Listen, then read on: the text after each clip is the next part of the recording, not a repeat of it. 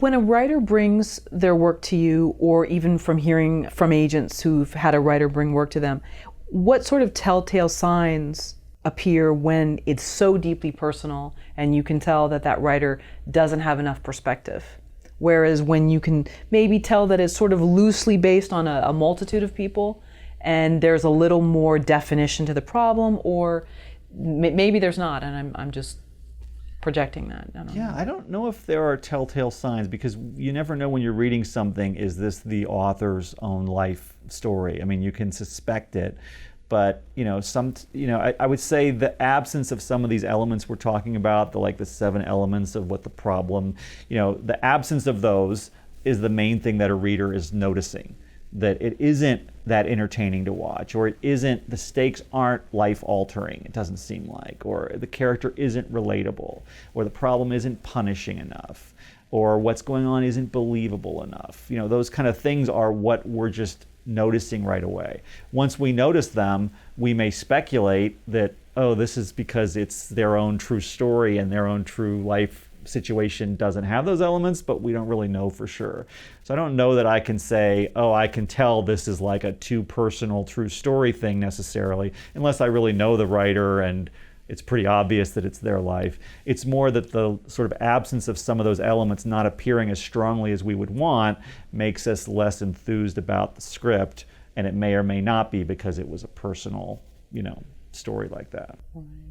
Do you remember the first feedback you received from a third party that these elements needed to be more pronounced? And how was that for you? Oh, devastating and terrible, and the worst moment of my life up to that point. Which I guess I had a pretty good life if the worst moment of my life is having someone, tear apart a script. But I mean, some of the early scripts that I wrote, I would probably cringe at now. Some of the stuff I write now, I would probably cringe at 6 months from now. It's not an easy field, is what I'm saying. You don't always have perspective on what you're writing yourself and whether others are going to respond well to it.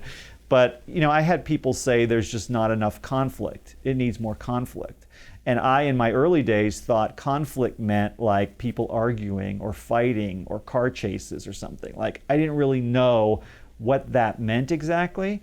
And so I didn't write scripts, and I didn't love movies that were all about people constantly arguing or fighting or car chasing, right? So I thought I was writing something that was the kind of stuff I would like. But a third party reading it said, you did some good things here, I just felt it needed more conflict. I didn't really know what they meant. Now, after doing it for years and reading a lot of scripts, I know what they meant. And to me, conflict is synonymous with problem. So it's not that your character has to always be in obvious conflict with other people and expressing and fighting all the time or arguing. It's that they have to be in conflict with their situation, meaning they have to have problems. Whenever your character doesn't have a problem and isn't actively even struggling against or trying to resolve a problem, the audience tends to check out a bit, right? So that usually does lead to conflicts with other characters. Trying to solve a problem in life generally leads to some interpersonal conflict, because a lot of the problems that are big enough for a movie that we want to solve or big enough for a TV show are problems that involve relations and interactions with other people. So there will be conflict, but it's not that limited version of what I thought conflict meant when I got that critique. So the problem not being punishing enough, which is like the letter P, the first one in the word problem in my book, was probably the first thing that I grappled with in my own stuff, of people saying it's just not enough conflict, meaning it's not a big enough problem.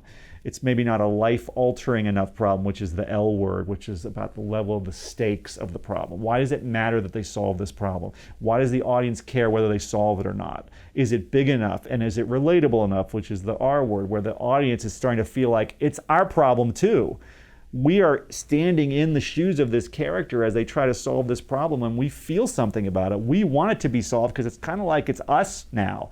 That emotional engagement with the character is like the really key thing we're trying to achieve as writers, that is not easy to achieve, and sometimes writers don't realize the things necessary to kind of achieve that, which is a lot of the kind of relatable stuff. So my first critique of something not punishing enough was probably also, wasn't big enough stakes. Why do people relate to this character? Because you didn't find that sort of universal hook that pulled people in.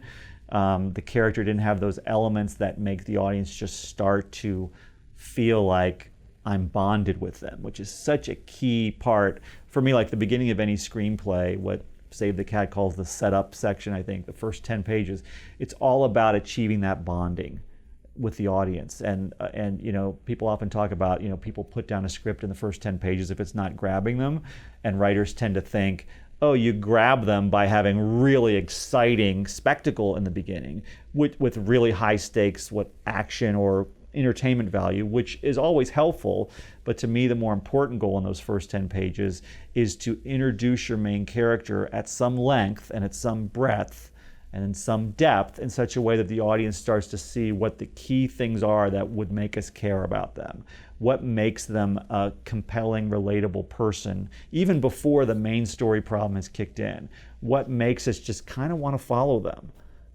Save the Cat says they save a cat, which makes us like them because they do something self-sacrificing and helpful. That's a sort of semi-joke premise, I think, that Blake Snyder came with. Just have your character save a cat. But I think what he was really getting at was a really vital thing that writers tend to sometimes bypass or not understand, which is give us a reason to bond with that character before your story really kicks in. So I probably failed in all those and other ways in my early scripts and maybe some later scripts that made people go, needs more conflict. For those of you who enjoy this content and live in Los Angeles, we invite you to experience Film Courage Live. We have 2 upcoming events. This Tuesday, October 16th, we have a filmmaking panel with filmmakers Christopher Ray, Andrew P. Jones, Royce Gorsuch, Orson Oblowitz, and Brian Avenant Bradley. And on Tuesday, October 23rd, we have a one-night-only class with Pamela J. Smith entitled Mythic Challenges, Create Stories That Change the World. We are excited to host both events. We have links in the description below if you would like to attend.